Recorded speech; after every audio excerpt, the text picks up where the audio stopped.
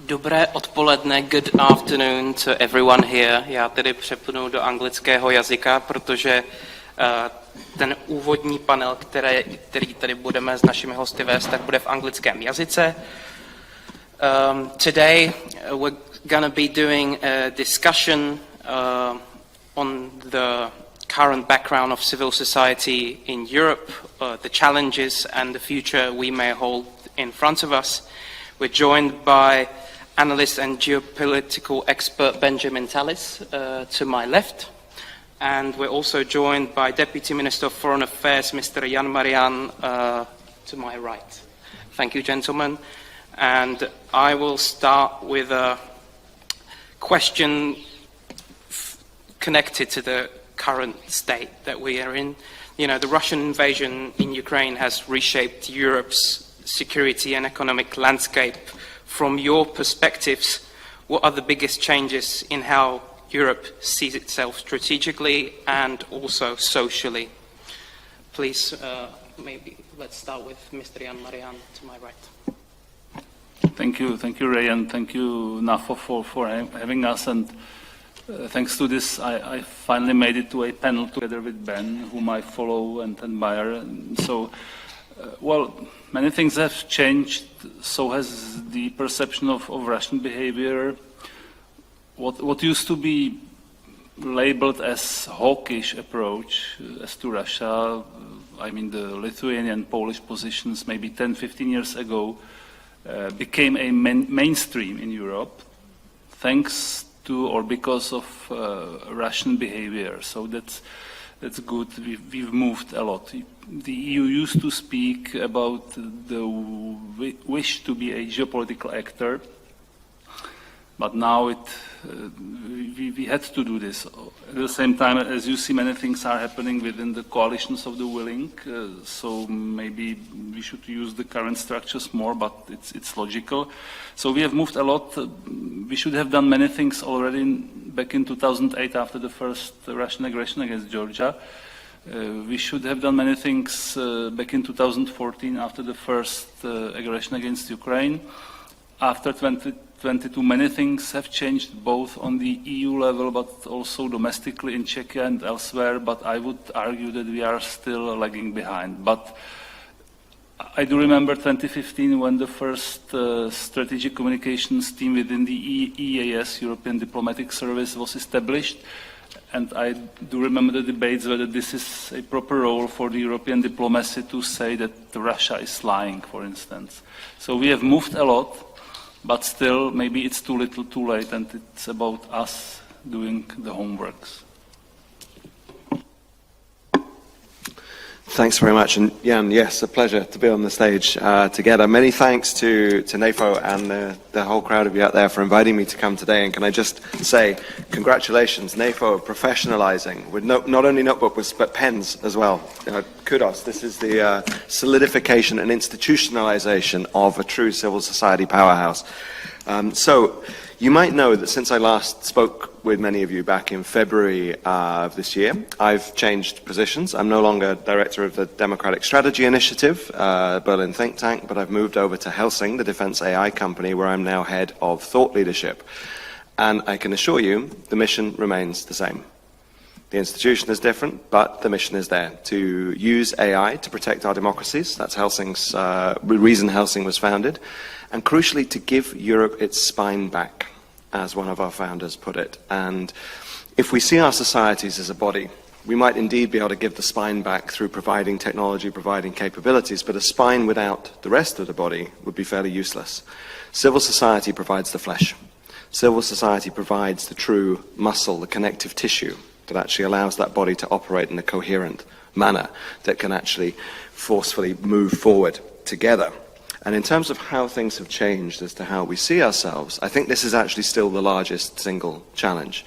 It's not quite, as FDR said, that the only thing we have to fear is fear itself, but we do need to get stronger in our mindset. We do need to actually become more courageous and more resilient in taking on the challenges that exist not only externally but internally within our societies. And so as part of this process of mainstreaming what was called Russophobia, back in the day from the Polish and Lithuanian position, of which I'm happy to say I've been rewarded by being sanctioned by Russia. I'm happy to be part of this process, a badge of pride there. I think we can see a number of different actors that play a key role in this. So the question I have to sort of push through this panel is, from where do we draw strength? From where do we actually draw that capability to overcome the fear that would so cripple us? And there are a number of things. Objectively, we can build capability. We can build the kind of defense capabilities that we would need to defend ourselves. But also we need a strong economy. We need the money to pay for that.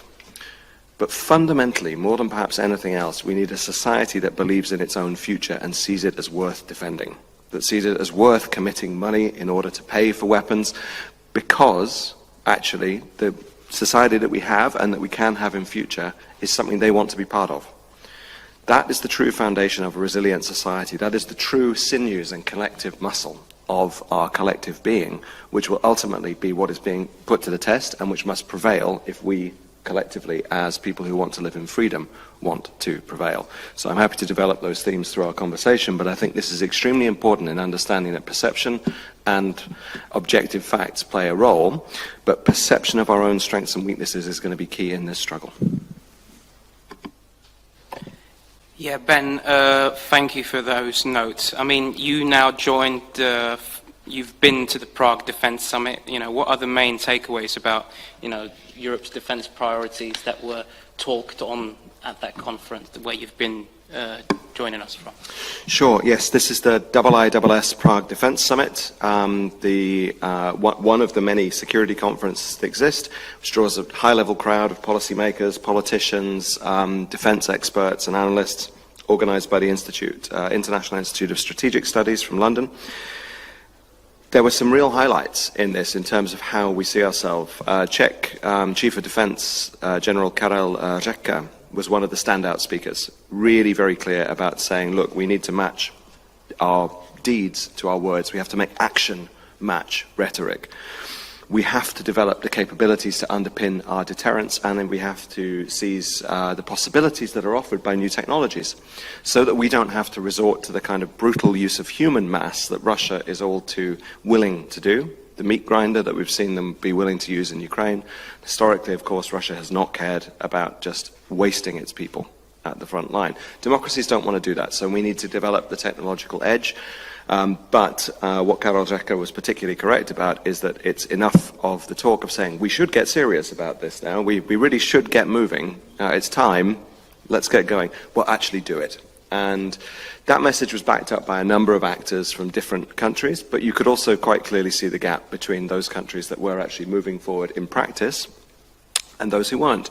And I'm happy to say, those of you who know my previous work on Germany and the need for transformation, security transformation, the so-called Zeitenwende, that now Germany is among the countries that is moving faster and further, that has committed money and is actually getting serious about the need for not only defence, but also to renew itself, to give its people a sense of a credible future that they can buy into. So look at the 500 billion infrastructure fund alongside the 500 billion defence fund. Yeah, you know, you're speaking about it. Civil society is the most important thing we have right now. You know, Ukraine's civil society, you know, shows us, you know, extraordinary resilience during the war, where we're speaking about the war from 2014, of course. Ukraine's civil society has put change in Ukraine towards the direction where we're currently at now. And also, on a more negative note, Ukraine's civil society, men and women, were the first ones on the front lines, first ones who, you know, laid down their lives for these European values that we upheld here, you know, in the West. You know, what could be for us? How can Europe, you know, mobilize its own societies to strengthen security? And what's the lesson from Ukraine? What do we see that we need to change here to make? I mean, I'm going to go to the side a bit now. I spoke to a Polish general, a retired general, a few weeks ago, and he told me that their military is never going to be ready for any war with Russia. No military is going to be. But the most important thing he pinned out is bringing up patriotism and the sense of resilience among the society, and he said that that for him was the main takeaway from Ukraine. I would like to see how you gentlemen see that question. Mr. Jan Marian, please. Oh, thank you. First, we saw how vital Ukrainian civil society has been well before the first and second Russian aggression, how vital it was during the first and second Maidan, and how vocal it was as to the EU integration, or at that time the association agreement with the EU, and how active it is in helping the soldiers in serving as a watchdog as to the necessary reforms, and this will remain relevant also within the European integration process of Ukraine. So civil society is our partner in this regard. How to support the civil society? Well, first by the general environment, so not instigating hatred about the civil society or so-called political NGOs, etc. And by the way, I mean, the civil society that receives the most money from the Czech state budget are the sport unions and voluntary fire brigades.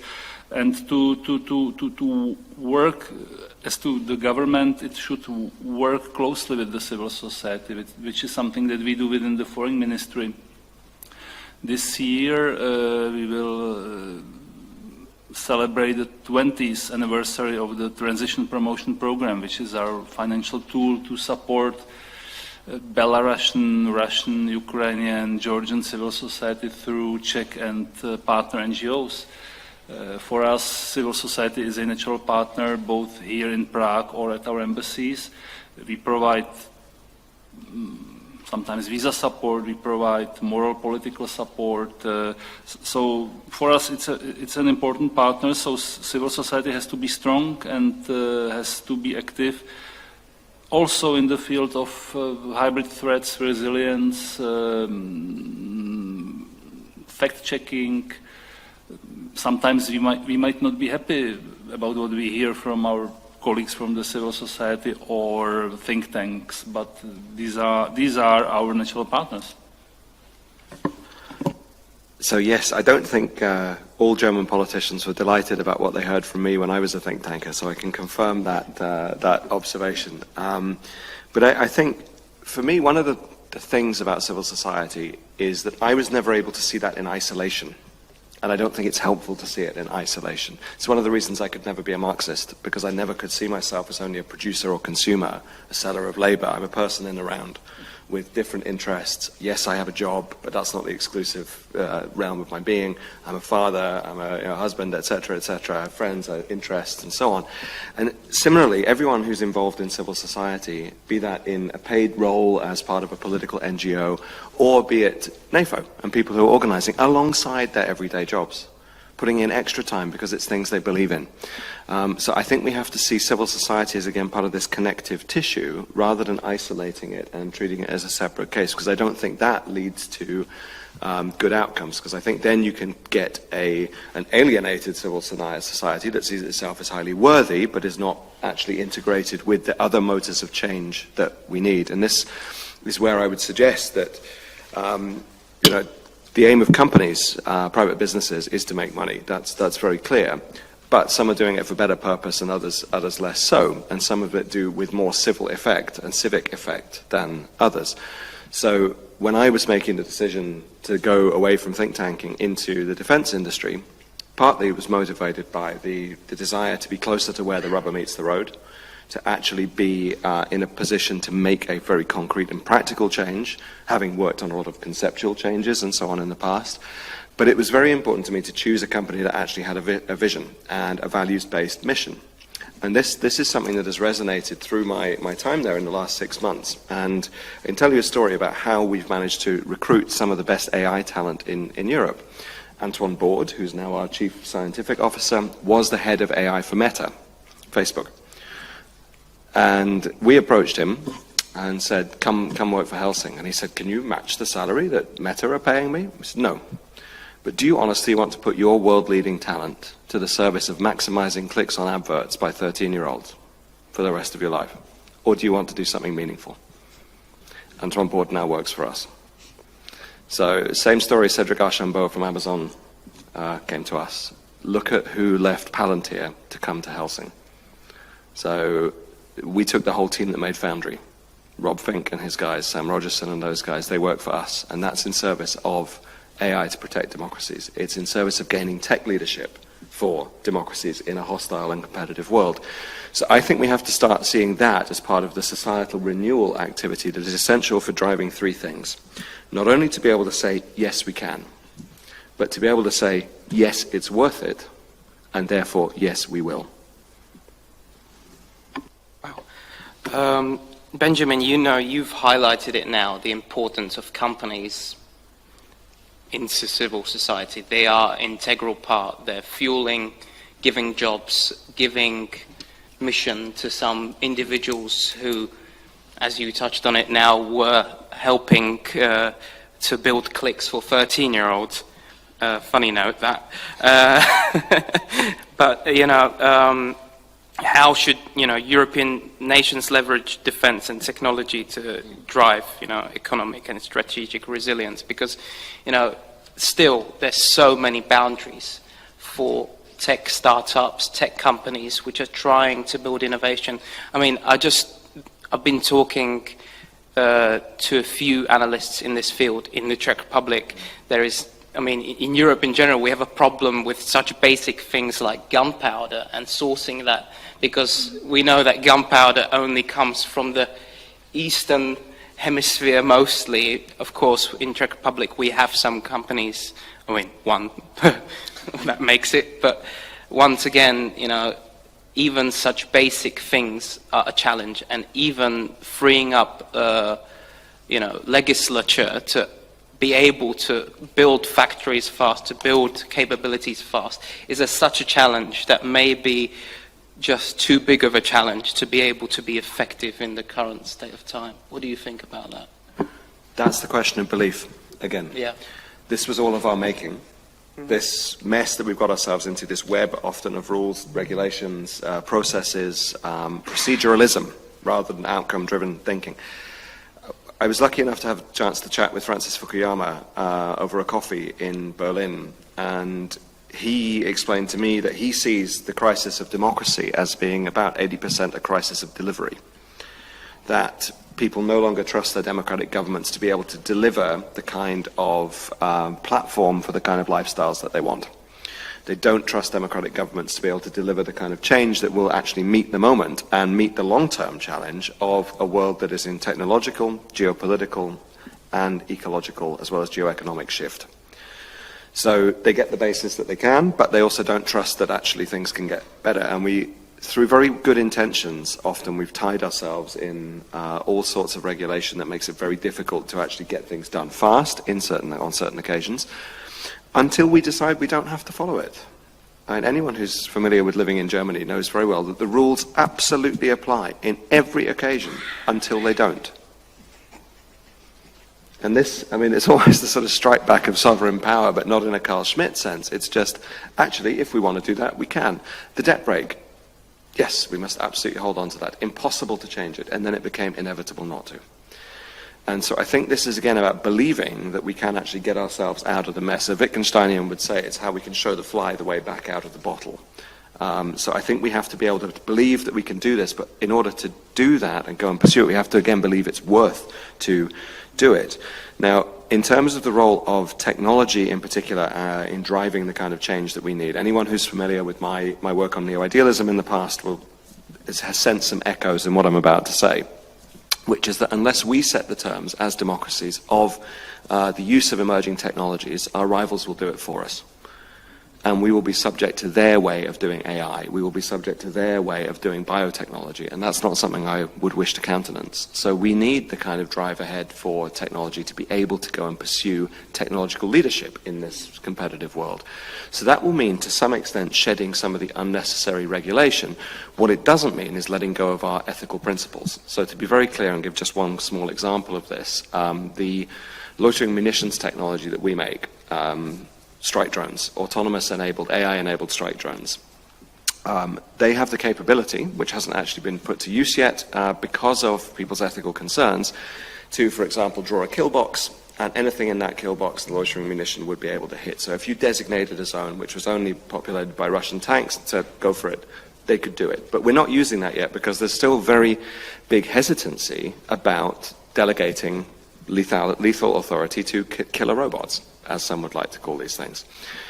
Actually, the history of military innovation will show you that we've always delegated authority in this way. So the delegated authority to an artillery shell, which is going to be launched and is going to land where it's going to land, regardless of what is underneath. Beyond visual range combat with missiles, infrared seeking, heat seeking, whatever it may be, even dumb bombing, where we can't see who's underneath. It's an interesting thing that when you start explaining to politicians and to everyone, to journalists, to people you meet in the pub, that actually, because of the sensors we now have, you can be more certain where this stuff is going. You can be, because of the precision of the weapons, you can be more certain it's going to go there and not somewhere else, and it's going to do what it's supposed to do and not more. Then they start to see this is actually a humanitarian advantage rather than something to be concerned about. But what fundamentally it follows is the well-established principles that in order to delegate lethal authority, be that to a system or to a subordinate officer, you test it. First, you test it to make sure it's going to do that and nothing more. Then you train with it in order that you can trust it. So test, trust, and test, train, and trust. But some people still have big hang-ups about this. And so I think sometimes democracies put ourselves at a disadvantage because we haven't done the hard work of understanding actually what are the true issues in play. Last point I'll make on this is that if you look at how a lot of people are claiming at the moment that defence investment brings economic growth. And there's a case to be made for that. If you read the British government rhetoric, it's not a security agenda, it's a jobs and skills agenda. Okay. Yes and no. But it depends what you invest in. If there's dual use applicability of the kind of technology you're investing in, so with artificial intelligence, for example, or other emerging defence technologies, you get about a 1.5 times multiplier for your investment. So if you put 100 billion in, you get 150 billion boost in your economy. If you do it with the old legacy stuff, you get only a 0.6 boost, and that's a study from the Kiel Institute for World Economy in Germany, which you can check out those figures. So if we start putting this stuff together and we can get bolder, we have to start actually encouraging and rewarding our champions of this. We have to create the conditions where people want to get involved, but we also have to create the conditions where people feel as though they can take ownership over this stuff, and it's not just a black box mystery to them. So there's a lot of communications work to be done for that as well. Jan, would you like to touch on this discussion we're having over this topic? Well, few points. First, I think the Zeitenwende is happening. Definitely, we see it, and we talk to our German partners closely a lot about our priorities. And I think really things have changed in Europe, not only in the EU but in Europe. Business is a key partner for the government as well, obviously, and I think we have to do many things on this also with regard to defense technologies on the national and EU level. This is about cutting the red tape, helping the startups, which is something the government is doing. Again, on the EU level, cutting the red tape, avoid this gold plating of the EU norms in the national legislation. And we still have things to do. We still don't have full internal market within the EU. And that's something that has to be tackled. And of course, in the case of Czechia, we still don't have euro here. But just a few notes on this. Yeah, Jan, how can Czech Republic and smaller EU states balance, economic growth? We've been touching on that right now, with investment in defense and technological capabilities. Well, we always stress that within the EU we are like middle-sized country. But as Ben mentioned, this brings profit to our technologies, but also to our economy. And so this is not only about our defense, but this is also about something that we, for instance, like if you look at cooperation with Ukraine in terms of defense cooperation and or trade cooperation in general, Czechia benefits from this already now. Not only we have the chance to see our technologies being used and tested, and I think Ukrainian market already now in the time of Russian aggression has enormous potential.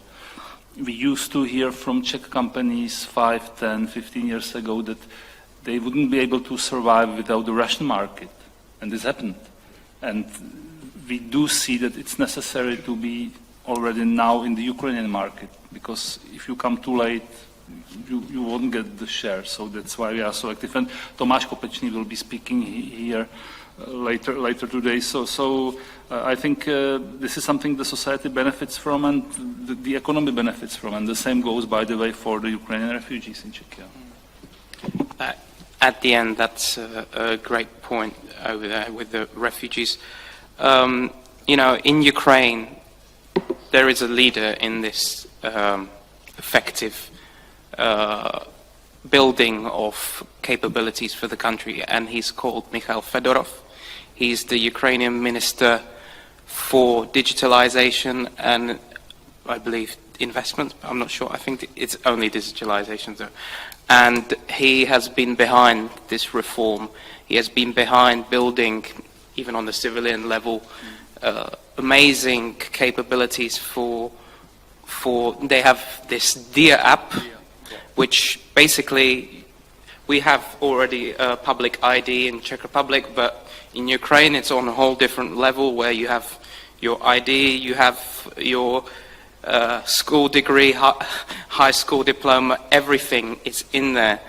And, you know, just this DIA app, going back to, you know, defense capabilities, Ukraine has also helped its military to be more motivated. They built this, which is like, this is some different level for me when I saw it first time, even on the front lines of Ukraine with the soldiers. I saw they have a tablet, and anytime they confirm a target kill, they get points for which they then buy in this app different drones and different weapons which they can use for their unit. You know, just this level of innovation for me is something that could be a lesson, but mostly I would see the lesson in the drone capabilities, which is something you're touching on very much at your current position, Ben. You know, how would you see, you know, as NATO, we could kind of, what kind of lesson should we take from these different snippets I just, you know, pointed out from Ukraine? Is there something we can do to, you know, help ourselves on this level? Sure, yeah. I mean, I think we are all familiar with the DIA app and also the excellent level of digitalization that Ukraine has achieved in its governance. And it was certainly a shock to a lot of Ukrainian refugees arriving in Germany to realize that not everything there was quite as advanced as it was in Ukraine.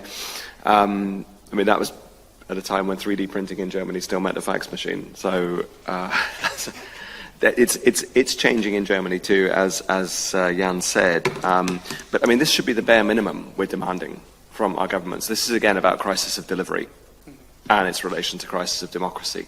And I think that has to come from citizen-led demand. And that's part of what civil society is about as well. It's about saying, you know, we want to be governed efficiently. We want to be governed effectively. I want to be able to administer my life in a way that doesn't involve me printing out in triplicate 3 things and taking them to an office that's only open between 2 and 4 on Tuesdays and Thursdays. No country examples given.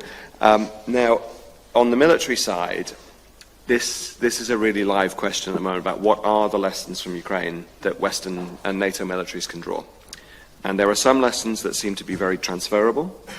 There are other lessons that might be transformable into our structures. But there's also actually a lot of lessons that are ignorable because they're very specific to Ukraine and what's happening in Ukraine. And one of the debates among military experts at the moment is about the benefits, but also the limits of Ukraine's decentralized system. Because what we see is actually a stalemate in the innovation battle between Russia and Ukraine, who have approached innovation in very different ways. Ukraine has taken an extremely decentralized approach, which has made a virtue of a necessity because they did not have the organization to do it in a different way. And it did harness the creativity of various aspects of civil society. And that has yielded an incredible zoo of systems that is out there, but it has not created a usable herd. And this is part of the issue. Russia has innovated far more slowly, although we could point to the fact that the first loitering munition factory in Europe, if we count it as Europe, was set up in Russia in 2021, and we're playing catch-up with that. But the question about decentralization is also an issue of command and control. If you read the work of Franz Stefan Gardi and others who've been on the front lines recently learning from the experience there, there's not much coordination between different units of the Ukrainian military, or not sufficient, and we wouldn't fight in that way. We have effective battle management systems, we have effective C2 and sit-aware systems, which the Ukrainians have not scaled across their militaries. So the question going forward is, how do you harness those benefits that you get from decentralization, such as incentives to get credits for drones or so on, to respond to battlefield level tactical demand, but how do you actually plug that into an operational level concept that gives you the ability to use technology to generate advantage? And that's not what we've seen. At the moment, the technology has led to a stalemate. So we're much more in a 1916 situation than a 1939 situation. One very quick last example on that. 1916, the tank is introduced to warfare. It doesn't do very much, to be quite honest. It's only in 1918 that you start to see the tank used in cooperation with close air support from the Royal Flying Corps at the time, with some of the tactics stolen from the German forces about infiltration and storm tactics. But it then takes another 20 years for the German military to perfect blitzkrieg.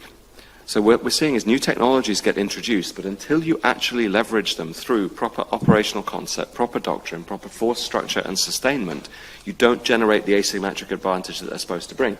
So learning from Ukraine is a very tricky business for that reason, but nonetheless I think there are lessons to be learned in terms of flexibility, but it shouldn't come at the cost of our coherence.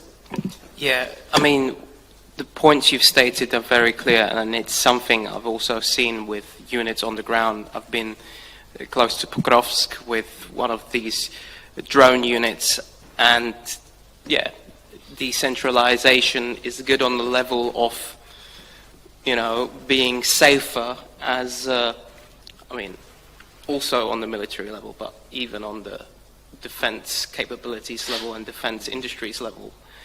But they were telling me that on the Russian side, yes, they have worse, we're getting specific FPV drones, but they have a lot of them, and they have one type, and that makes them effective.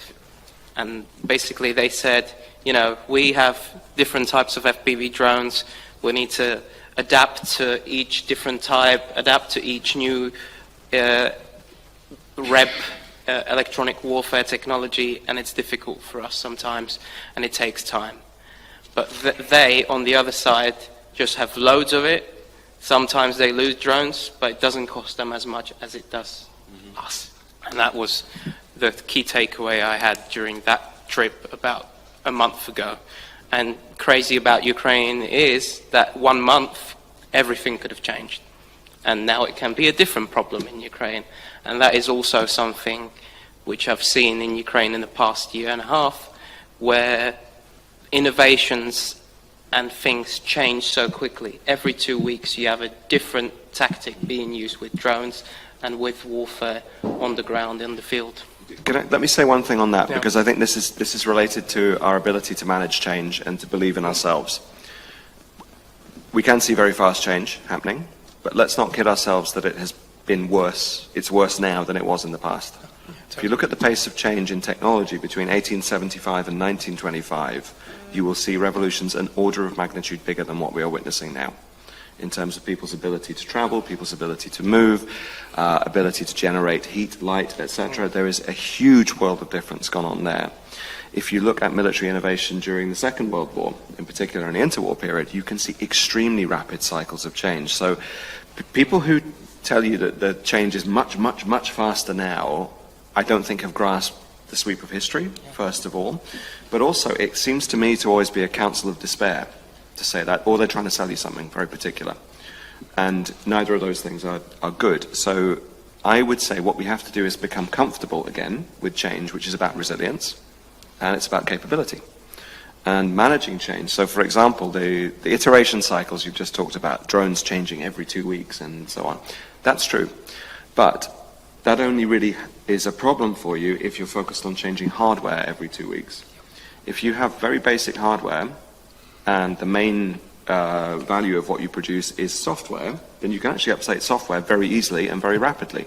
If you only updated the software on your iPhone when you got a new iPhone, then I would suggest it's going to be very difficult to keep those apps running in the meantime. However, we don't do that. We update the software over the air. And you can do that with Defense Kit as well.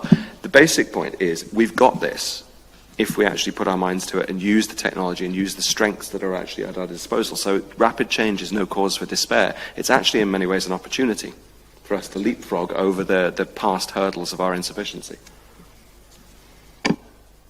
Jan, would you like to touch on that with notes?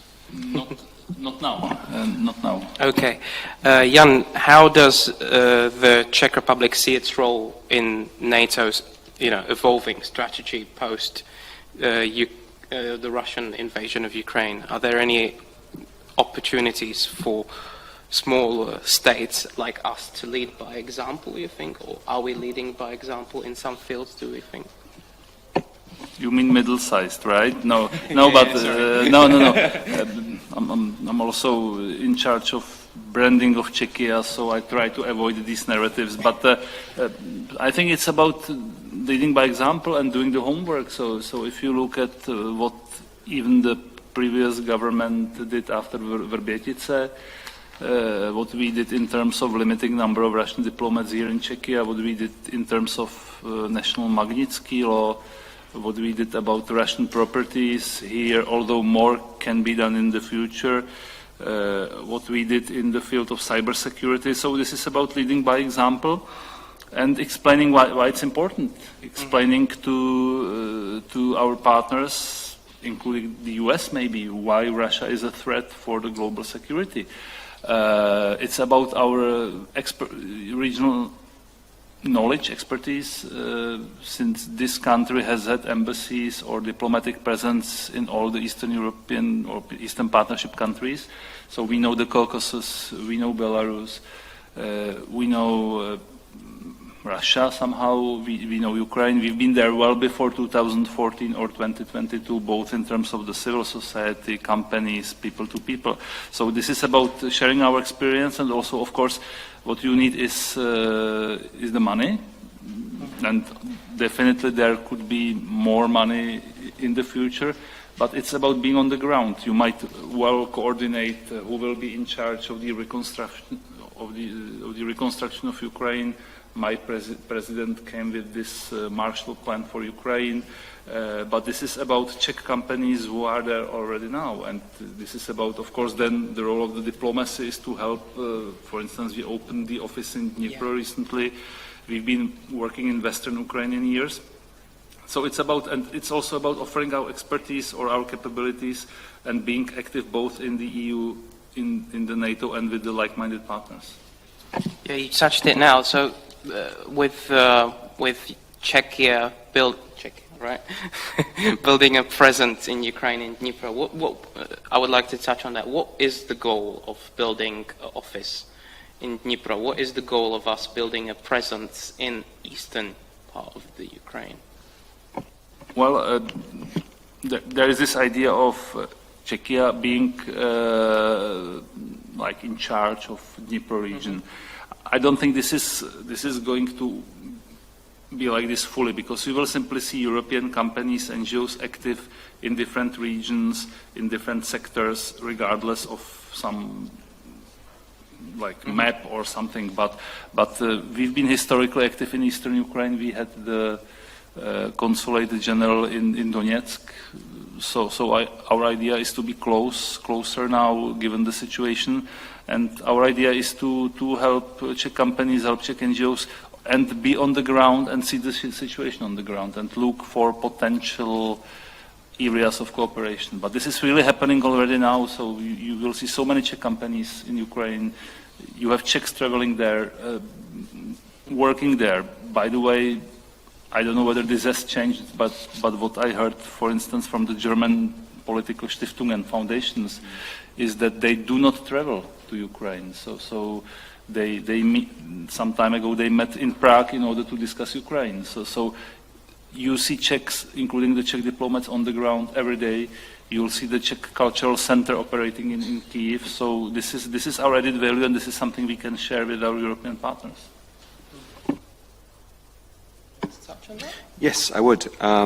So in the past, I've written a lot about the inspirational example that medium-sized countries and indeed smaller states can provide. And at the Munich Security Conference last year, we were on a panel together with Gabrielus Landsbergis, Krišjānis Kariņš, and Margus Tsākner, the foreign ministers of the Baltic states. And the most resonant comment that came out of this panel was, it's not the size of the dog in the fight, it's the size of the fight in the dog that matters. And that has actually, I think, to a certain extent come true. We've seen this move not only to adopt what was called Russophobia, none of us would call it that, but actually to have a reasonable, realistic approach towards the Russian threat, to accept the need to rearm Europe, to actually take a serious posture about our defense. All of that has come from the example that has been given by the countries mentioned. And I was in Sweden earlier this week and had cause to say something that I hadn't said since 2016. And it was that, did you know that Czech Republic has more people than Sweden? And not many Swedes actually did. The last time I had cause to say that was in the office of Lubomir Zaorálek when he was foreign minister in 2016, when I was an advisor, to remind him that Czech Republic is not a small country, and that actually it shouldn't be acting like a small country. And that has been the huge change under this government that we've seen since 2021, is Czech Republic has stopped acting small.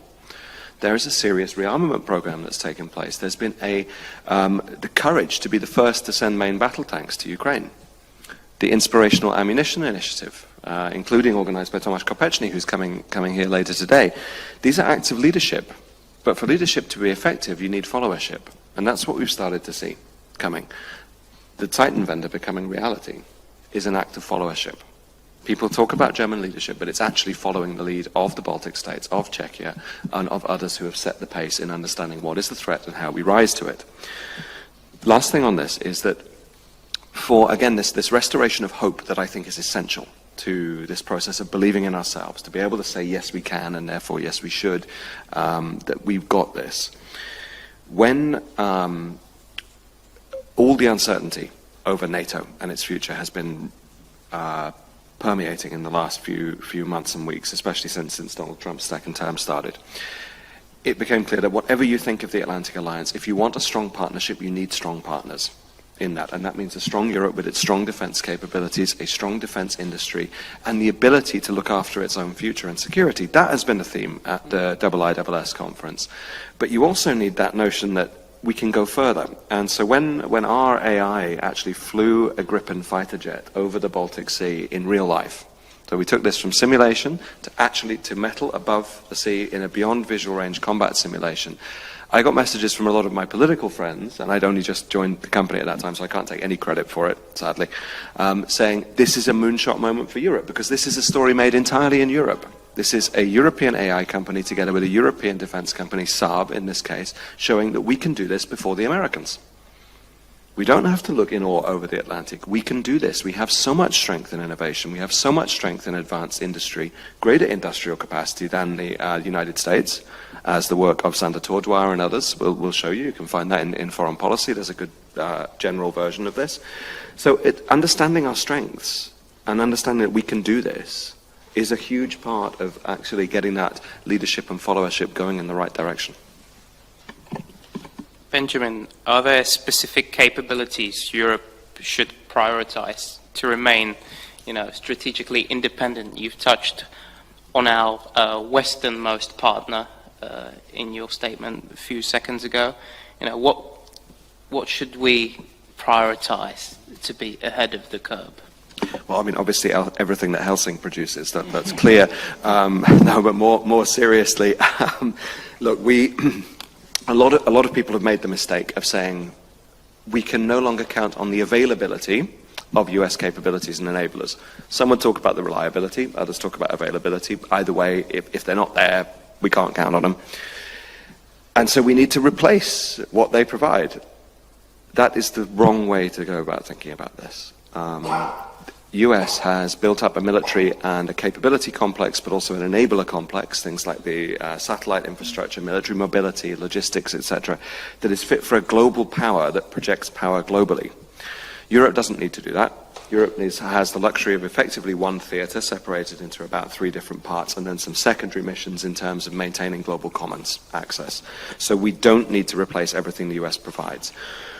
Moreover, we need to be finding a European way of war that is lighter footprint, heavier firepower, that actually does the kind of things we need to do to not only be able to defend against, but to defeat a Russian attack quickly. And so if it takes too long, frankly, we don't need it at the moment. But in the longer term, we have to be thinking about how to get our defense industrial base in shape for the long-term competition against China and against other authoritarian states. In the very concrete terms, what does this mean? It means embracing the kind of mass-producible technologies that can be delivered quickly, that can be attrited on the battlefield, that doesn't matter if they're lost because they're effectively disposable. What we do not need are high-end luxury platforms, such as the tanks that have been sent by some countries to Ukraine, which are too complicated to be repaired in field, that are too difficult for new crews to learn fast, and that cost too much per unit because they were never meant to be mass-produced. And so actually losing these things in a war becomes incredibly shocking for the militaries concerned because they then don't have anything to fight with. So we have to get away from that way of thinking, which was brought on by a period of underfunding in the defense industry, so that the big, large defense companies could only make money by producing low numbers of high-margin platforms. So, i.e. one tank that costs 28 million euros and takes 3 years to produce. Useless in a peer-to-peer war, but very good in a period of peace or in a permissive environment where your technology is far above adversaries. So the kind of limited wars of choice that we have been fighting for the last 20 years. So that we have to really change our mentality on. The specific capabilities, I mean, we can see the role of uncrewed systems, we can see the role of drones, but we still need a lot of artillery, we still need a lot of mechanized fighting vehicles in order to be able to move forward on the battlefield. You can't take ground with a drone. But going forward, I think we can see that in the air domain, and we haven't realized this potential yet, uncrewed aerial vehicles will be a big part of where we're going, because still fighter jets cost a huge amount of money, and if you want to bring mass into the air, then you should be doing that as well. So I think there's a broad capability profile we need, but you have to combine it with enablers as well, but we don't need everything the US has. UAVs, that is the current topic number 1, even after this big parade we saw in China, where we've seen China's innovation in this field. But I'm going to go back a bit from defense, back to civil society and society of Europe as a whole. I will have a last remark, and then we will, last question to both of you, and then we will go to questions from our guests here. Maybe I can widen it even for defense. How would you, I mean, this is a classic question for each closing discussion, how would you like to see Europe as a powerhouse in 5 years from now? Of course, me being a negative person, I think we're already going to be somewhere in the Suwałki Gap by then, but Depends who we're with. Depends who with, right? Yeah, but how would you like to see the capabilities of Europe as a whole in 5 years from now? Thank you, and I will start with Jan Marian. Well, I'd love to see more internal market and the homeworks that we should have done by then, both on the EU level, maybe majority voting on some issues in CFSP that would be important. Even closer relations with our key partners, with the UK, or I would personally love to see the UK back in the EU, but this is above my pay grade. And I'd love to see Ukraine either in the EU or as close as to the EU as possible, and I would like to see Moldova in the EU or as close to the EU as possible.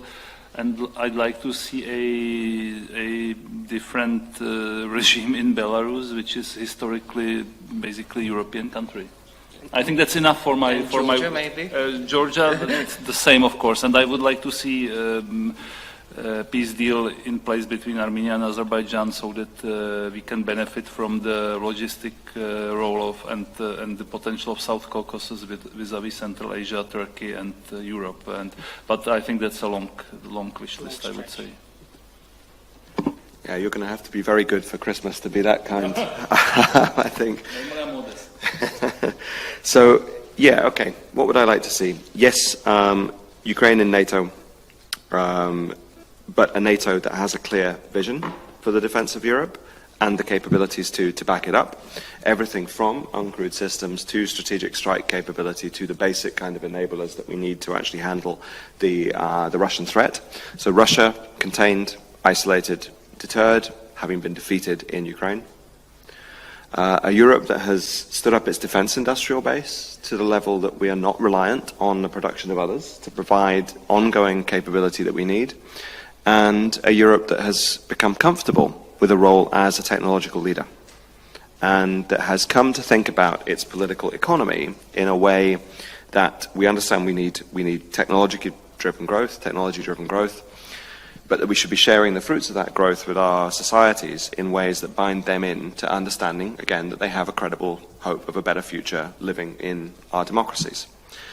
So I think my wish list is perhaps even greater than Jan's if we're talking about rebooting the essential future essence of our democratic societies, but I think that's the nature of the task that we face. It's not going to be solved in a day, but moving towards it and actually recognizing that as the challenge is the first step to doing it. And some would say it takes a long time, but I would say to that the best time to plant a tree was 20 years ago and today. Thank you very much. So now we have approximately 15 minutes for questions from our guests in front of us. So feel free, if anyone has a question, we have a microphone here where I'm showing, and feel free to ask us a question. The microphone is already live, so feel free, go for it. Thank you. Hello. My name is Daria Lukyanenko. I'm artist and educator. I will try to be fast, sharp. Recently I seen an interview with a person behind the biggest drone operating school in Ukraine, and she was saying that together with war battlefield-related programs, they're starting social engineering program.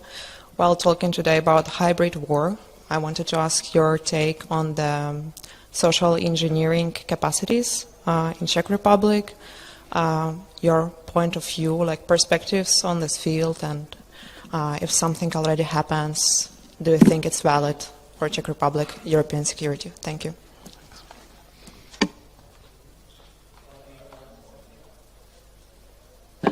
Thanks, Hansa, about the pass, the hospital pass. Thanks for the question. Okay, first thing. Actually, even within our company, we have a drone training program. So even for the people who are in, for example, the government affairs team like me, you get the chance to learn how to fly drones and so on, because we think it's part of A, embracing technology, and B, understanding technology. And we support more people learning about that in the wider society. I can't speak to wider initiatives here because like Marian, I don't know about those. What I would say, though, is that actually in uncrewed systems in the future, the idea that every drone will have a pilot is mistaken. And every drone will have an operator is mistaken. One of the key benefits of artificial intelligence and intelligent machines is for the first time we can invert the man-machine or human-machine ratio in technology. Traditionally, for example, it's taken 4 people to operate a tank. It takes a lot more to maintain the tank and to repair the tank and so on. But now we're at a stage where you can have one human controlling multiple intelligent machines. And so I think we have to start thinking about that side of things. In terms of wider readiness preparation, though, this is something that is hugely important for our society. So understanding the threat, understanding that we all play a role in dealing with that. So this is why you're starting to see serious debates about conscription again in Europe, but also people joining reserve forces of militaries around Europe. And I think that debate is going to continue in a very serious way. But it is a debate, because you also have people saying, I would never fight for my country. And some of that is ideological, and then their mind will never be changed. Others I think it's because they don't believe in that hopeful future that we'd actually be defending. So again, I think those questions are highly linked. I actually have a note on that, which is a positive one. In the Czech Republic, the government has a scheme for self-employed people, for živnostníks, where you can get up to 100,000 crowns to have re-education, and that re-education can be spent on drone education programs. There is even an FPV course which you can go for, and the government, the state will pay for it. So feel free to do that. And there are civilian initiatives in the Czech Republic providing drones for Ukraine. I know some of them were even teaching people flying drones. In Poland, it's already a topic where people are grouping in groups and learning flying FPV drones. But in the Czech Republic, on a wider scale, there has been nothing from what I believe at the moment. I've visited recently the Czech LPP holding company, and I must say I was really impressed by what I saw. I'm not an expert, so I think we have made a progress on this, and I understand there are more companies in Czechia in this field, so I think that's important, and let's build on this. And they, of course, cooperate closely with Ukraine. Is there a NAFO drone school or rifle club in the offing? So, any other questions from the floor over there among you? Please. Hello. You probably know that we have upcoming elections soon, so do you have any thoughts on that? And maybe so not to be very pessimistic, let's say, what do you think about the change of civil societies in Slovakia after the start of the Fico government, like how it changed for them?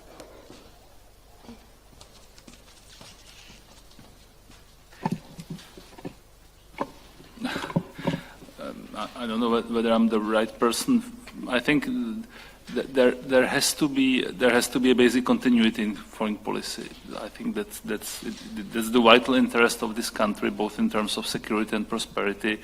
I think we've spoken about the fact that Czechia benefits from helping Ukraine. This is not only about our security and values, this is also about our prosperity, and Ukraine is the security provider of Czechia and Europe these days. So I would hope that any future government would stick to our allies and memberships in EU and NATO and build on what has been done so far.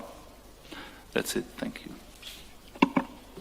Yes, very much echoing those comments. I think often it's talked about, and the upcoming elections are a classic example of this, that not everyone in the Czech Republic shares our position on European security, shares our position on Russia.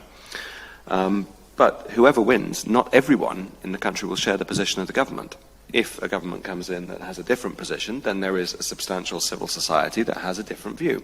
And that is the time for that civil society to stand up and say, we demand security for our democracy because, and then give the reasons why this actually benefits people, why this is important. So to continue the very work NAFO has been doing, to continue the work, the hard work of all the people in this room and beyond who have actually made that case repeatedly, not only on social media, but in bar rooms, in kitchens, in discussions with family, and to continue to have that argument. The other side is not necessarily more powerful just because they win an election. It's a temporary condition which can also be changed through democratic means. At the other side, what we see with the Slovak example is clear that the structuring conditions that are put in place by a government make some things harder for civil society to operate properly. And we can see this in disinformation operations. We can see it in the slandering of Michal Šimečka and his wife and so on, for politicians there too.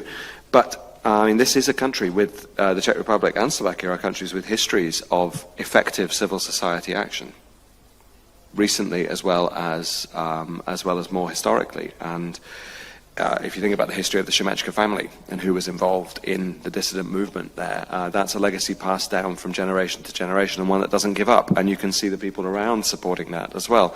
So yeah, it can be hard.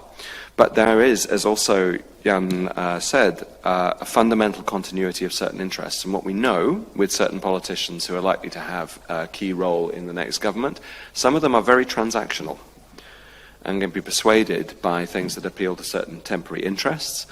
Others, who may be closer to the defence establishment, are long-standing people with track records of working in or cooperating with NATO, working in or cooperating with the Ministry of Defence, who understand the security situation in Europe very clearly. So there is some continuity as well amid the change that will be there in rhetoric. So first of all, don't give up.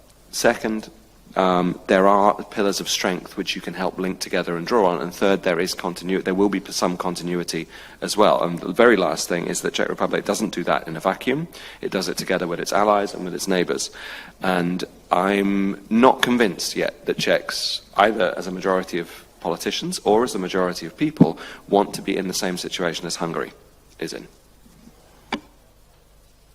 I'll just add what I, of course, say to my foreign partners. There can be many statements made, strong statements made before the elections. That's normal, that's life. But if some of these statements would continue after the elections, or if some of these politicians or parties make it to the government, then the image of this country in the eyes of many allies and partners can be ruined in 1 week. That is a strong statement at the end there.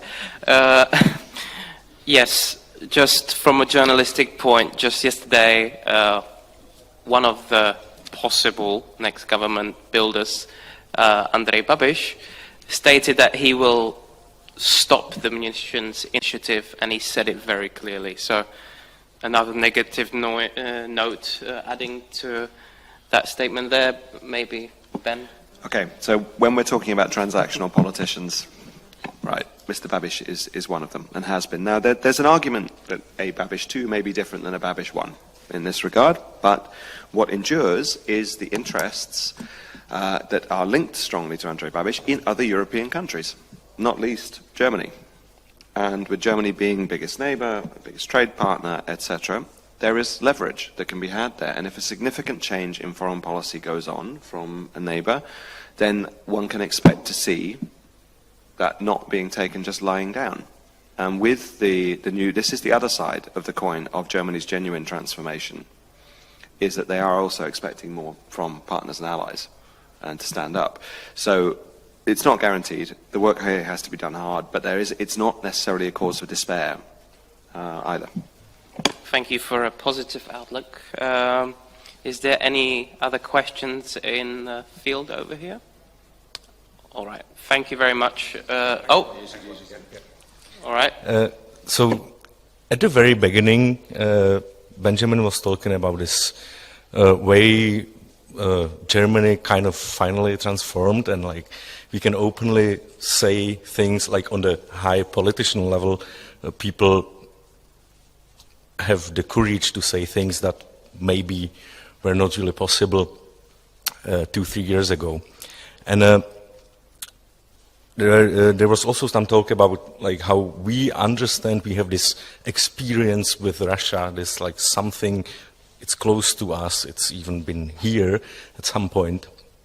And I wanted to ask, on the, let's say, diplomatic level, how difficult it is now compared to those like 3 years ago to explain this position, to like push those narratives which might or have been in the past considered too aggressive maybe to the other Western European countries. I mean, like, you know, Spain, Portugal, and these ones. Like how difficult it is to explain to them, because they have their own problems, and I guess even like the civil society there probably doesn't care that much for what happens here in the East. Like how difficult it is to push those narratives there, and do they understand, or do they understand more than they understood those 3 years ago?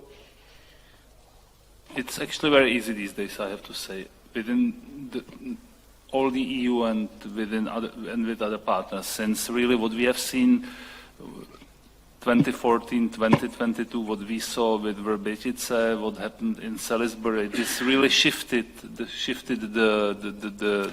level of the debate. So what used to be hawkish is the new mainstream. So that's not a problem. Of course, the point is then what you do next, whether you have the political will or courage or money to do many things. We've been still promoting the proposal to limit Schengen travel for Russian diplomats, also in Berlin for 2 years. That's totally logical, but it still hasn't happened. We've made bold political moves, sending weapons to Ukraine, offering EU perspective to Ukraine, Moldova, and Georgia, started to do many things on the sanctions, resilience, cyber, but still more has to be done, and faster, of course. Yeah, so it's a really interesting question. I can't speak to whether Portuguese civil society cares about what's happening. I simply don't know. But there is a common understanding in the rooms that I sit in that what happens in this part of Europe matters to the security of people in other parts of Europe. And it's an unusual indicator to use, but the fact that when the Spanish government before the NATO summit was basically refusing to pay up to reach the level of spending that was demanded by Donald Trump, they actually had to come up with a better quality of excuse than before. And the excuse that was wheeled out was actually a correct and good one. They said we should stop measuring our defense by the amount of money we put into it. We should stop using an input measure. We should look at the capabilities we get out of it. If you'd had a Spanish defense minister or a Spanish prime minister saying that 3 years ago, I would have been utterly shocked, because it shows a level of engagement with the topic that simply wasn't there. And it's not being ignored anymore. And you can say, it's not really great that they just have to come up with a better excuse, but it shows the political discussion has really moved. And the fact that almost all the other NATO countries did step up in that regard. Now, I think what we can see very clearly is that whatever you think of the optics and the tone in The Hague, the art of the kneel, as some have called it, it bought us time. It's what we do with that time that now counts. And I think what you mentioned about saying the unsayable. In Germany, for me, the moment came when, before the election, Friedrich Merz said on German TV, we will need to consider an independent European nuclear deterrent. I mean, that's quite a statement from a German chancellor, given what we've heard from Olaf Scholz for the previous 3.5 years before that. So, and then to follow that up after the election with the action through money and the action through procurement and speeded up procurement. It's not everything we want, of course it's not, but it's a heck of a lot better than it was. And so I think that is changing, and that's something we can positively draw. The coalition of the willing has not yet become a coalition of the able or doing, but the idea that we have to take care of our security has taken root to an extent it wasn't there before. Thank you very much to our guest. Thank you to Jan and Marian. Thank you to Benjamin Tallis. And there will be another discussion starting in 15 minutes, if I'm right. Yeah, thank you very much. Thank you for you listening to us, and have a great day.